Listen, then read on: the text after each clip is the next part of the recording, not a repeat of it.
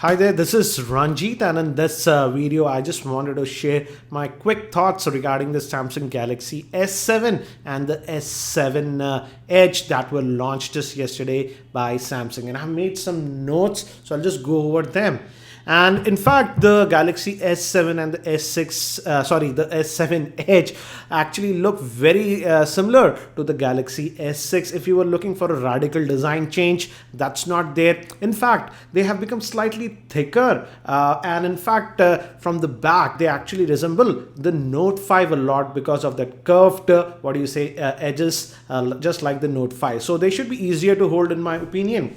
And also, if you look at the back, the camera hump has been reduced greatly. There is a slight hump, but it's not as bad as it was on the regular Galaxy S6 or even the Note 5.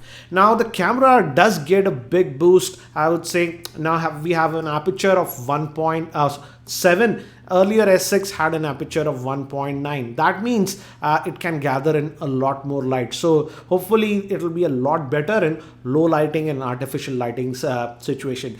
One thing that is really surprising is Samsung has now decided to go with the 12 megapixel sensor instead of the 16 megapixel. And I would say it's a good move. Don't get me wrong. Higher megapixels are great for blowing up stuff. But with this 12 megapixel sensor, they have actually they said that the pixel size of the sensors has increased, so it will gather in a lot more light. So technically, again, the S7 should perform a lot better in artificial lighting. So I'm actually really interested to test out the camera, because again, if you look at the Nexus 6P, I was really impressed with the camera performance of the Nexus 6P, particularly in low lighting. Now looks like the S7 and the S7 Edge also have those advantages.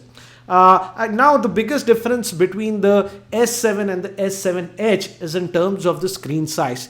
The S7 will have a screen size of 5.1 inches, so sort of a compact phone, I would say. But if you are going with the Edge variant, that is the S7 Edge, it will have a 5.5 inch screen. So the S7 Edge is the larger variant. Another improvement is that now Samsung claims these devices are IP68 certified. That means they are water resistant. So even if you put it in water for about 30 minutes, up to about 1.5 meters, they should survive. So again, if you were looking for a water resistant phone and were unhappy with the S6 because the S5 had that water resistant features, now the S7 also has that. That's not the highest priority for me, but again, yes, it's a welcome move in my opinion.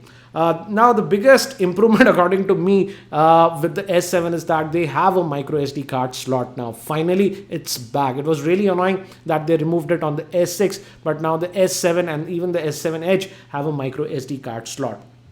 Also, in terms of battery, I feel Samsung has realized that we need good battery life. S6 had a terrible battery life, I would say, in my opinion. Very good phone, but the battery life was very mediocre in my opinion. Now with the S7, they have a 3000 milliamp hour battery, which is, I think so, should last for a typical working day. But the S7 Edge has a 3600 milliamp hour battery. So in my opinion, that's a welcome move. Both the S7 and the S7 Edge have 4 gigabytes of RAM. That's again an improvement from the S6 that had 3 gigabytes of RAM. Fortunately, I'm just hoping that it does not have the RAM management issues that we had with the Note 5 and the S6. So I'm just keeping my fingers crossed for that.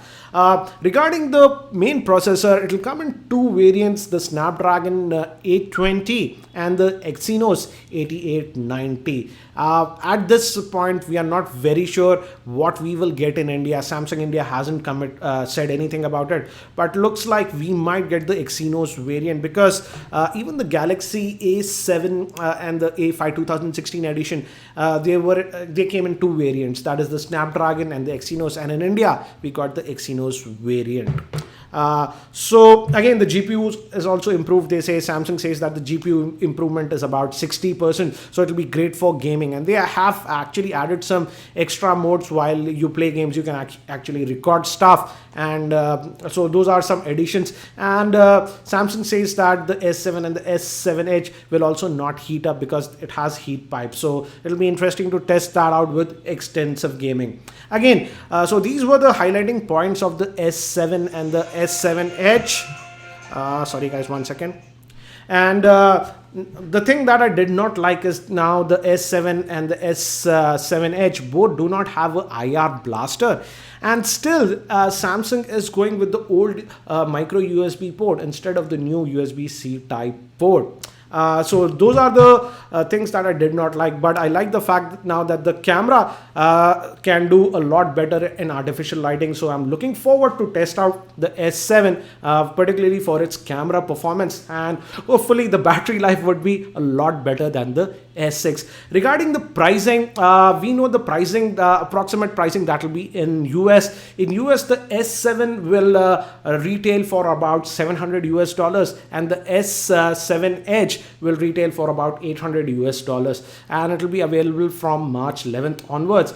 Samsung India hasn't announced any dates, and I didn't even get any press invites or media invites as of now, but there are strong rumors that we are going to have a event in early March for the S7 launch in India. So when it happens, I will surely let you guys know about that via my Twitter channel. And again, regarding the pricing, it will be high, because even if we take the US pricing, that is for S7 around $700, so it should be around 50,000 for the S7 if Samsung India is aggressive, and the S7 Edge should be just shy of about 60,000. So again, pricey devices. So what do you think about the S7 and the S7 Edge? Do share your thoughts in the YouTube comments below. Again, thanks for watching this video. This is Ranjit, and I hope to see you in my next video.